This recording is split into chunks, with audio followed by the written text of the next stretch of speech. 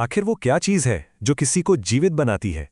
कभी सोचा है हमारे शरीर के अंदर ऐसा क्या चल रहा है जो हमें जिंदा रखता है?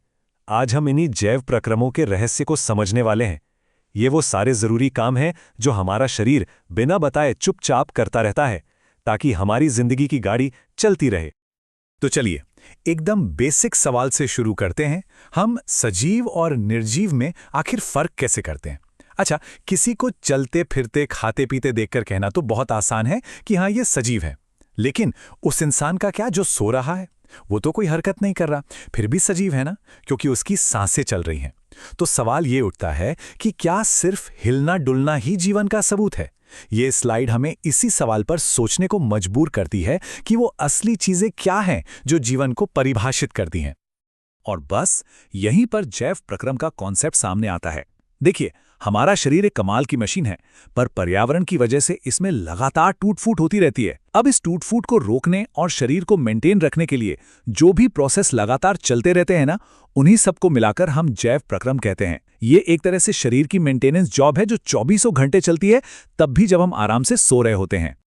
अब इस मेंटेनेंस के काम के लिए सबसे पहली चीज क्या चाहिए? जाहिर है एनर्जी, मतलब ईंधन। अपने शरीर को एक दौड़ते भागते शहर की तरह सोचिए। जैसे एक शहर को चलाने के लिए पेट्रोल, डीजल और रॉ मटेरियल चाहिए, ठीक वैसे ही हमारे शरीर को भी चाहिए। और ये जरूरत पूरी होती है पोषण से। अच्छा, तो भोजन पाने के भी दो मेन तरीके हैं। एक तरफ हैं स्वपोषी, जैसे कि हरे पौधे। ये अपने भोजन के खुद ही मास्टर शेफ हैं, मतलब अपना खाना खुद बनाते हैं। और दूसरी तरफ हैं विषमपोषी, जैसे हम इंसान और बाकी जानवर, जो अपने खाने के लिए दूसरों पर डिपेंड करते हैं।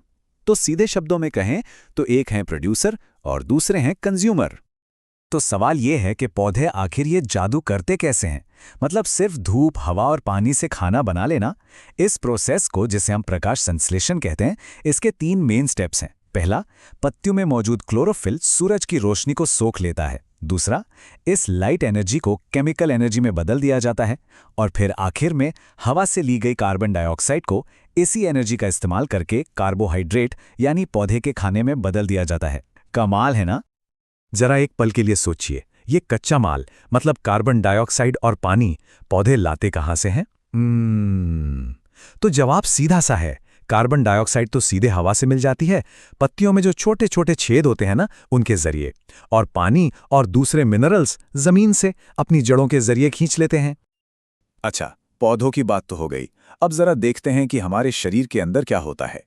खाने का सफर शुरू होता है मुंह से, जहां लार अपना काम शुरू कर देती है। फिर खाना पहुंचता है पेट में, जहां प्रोटीन्स को तोड़ा जाता है। लेकिन असली एक्शन होता है छोटी आंत में, जहां कार्बोहाइड्रेट, फैट, प्रोटीन, लगभग सब कुछ पूरी तरह पच जाता है। और आखिर में बड़ी आंत बचे हुए पानी को सोख लेती है। ये पूरा सिस्टम एक फैक्ट्री की असेंबली लाइन की तरह काम करता है। तो अभी हमने लार की बात की थी, उसका असली रोल क्या है? क्या वो सिर्फ खाने को गीला करती है? नहीं, असल में उसमें एक ऐसा एंजाइम होता है जो स्टार्च को मुंह में ही तोड़ना शुरू कर देता है।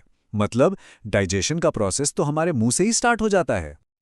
चलिए, पोषण से फ्यूल तो मिल गया, लेकिन इस फ्यूल को उस एनर्जी में कैसे बदला जाए जिसे शरीर इस्तेमाल कर सके? बस यहीं पर हमारे शहर यानी शरीर का पावर प्लांट काम आता है, जिसे हम कहते हैं श्वसन।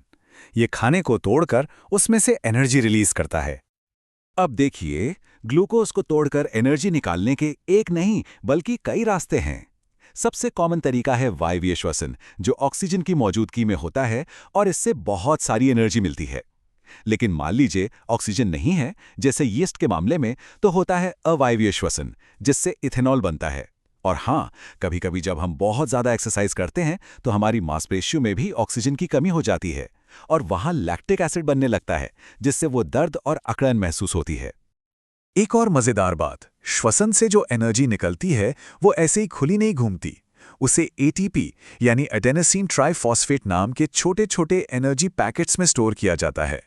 एटीपी को आप सेल की एनर्जी करेंसी समझ सकते हैं। जब भी सेल को कोई काम करना होता है, वो बस एक एटीपी का सिक्का खर्च कर देता है।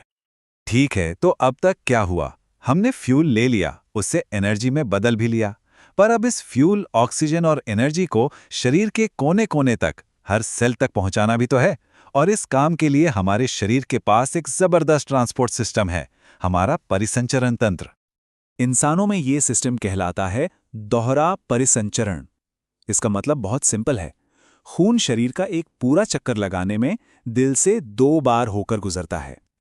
एक बार फेफड़ों में जाकर ऑक्सीजन भरने के लिए और दूसरी बार उस ऑक्सीजन से भरे खून को पूरे शरीर में पंप करने के लिए। ये एक सुपर एफिशिएंट सिस्टम है। इस ट्रांसपोर्ट सिस्टम की 2 मेन सड़कें हैं, धमनियां और शिराएं। धमनियां मोटी और मजबूत होती हैं क्योंकि उन्हें दिल से निकलने वाले हाई प्रेशर वाले खून को आगे ले जाना होता है। वहीं शिराएं जो खून को वापस दिल तक लाती हैं, उन पर प्रेशर कम होता है, इसीलिए उनमें वाल्व भी लगे होते हैं ताकि खून गलती से पीछे ना बह जाए। पर एक सवाल उठता है कि ऑक्सीजन वाले और बिना ऑक्सीजन वाले खून को अलग अलग रखना इतना जरूरी क्यों है, खासकर हम इंसानों और पक्षियों में? तो इसका सीधा कनेक्शन हमारी एनर्जी की जरूरत से है। हमें और पक्षियों को अपने शरीर का तापमान एक जैसा बनाए रखने के लिए बहुत ज्यादा एनर्जी चाहिए होती है, और खून को अलग रखने से पक्का हो जाता है कि हर सेल को भरपूर ऑक्सीजन मिले ताकि वो ज्यादा से ज्यादा एनर्जी बना सके। वैसे पौधों के पास भी अपना ट्रांसपोर्ट सिस्टम होता है। इसमें 2 मेन पाइपलाइंस होती हैं, जाइलम और फ्लोएम। जाइलम को आप एक 1 वे वाटर सप्लाई पाइप समझ सकते हैं, जो जड़ों से पानी और मिनरल्स को सिर्फ ऊपर पत्तियों तक ले जाता है। और फ्लोएम एक 2 वे फूड डिलीवरी सर्विस की तरह है, जो पत्तियों में बने खाने को पौधे के हर हिस्से में ऊपर और नीचे दोनों तरफ पहुंचाता है। अब आते हैं हमारे शहर के शायद सबसे जरूरी डिपार्टमेंट पर, सैनिटेशन डिपार्टमेंट, यानी हमारा उत्सर्जन तंत्र। शरीर में इतनी सारी क्रियाएं हो रही हैं तो जाहिर है कि कुछ जहरीला कचरा भी बनता होगा।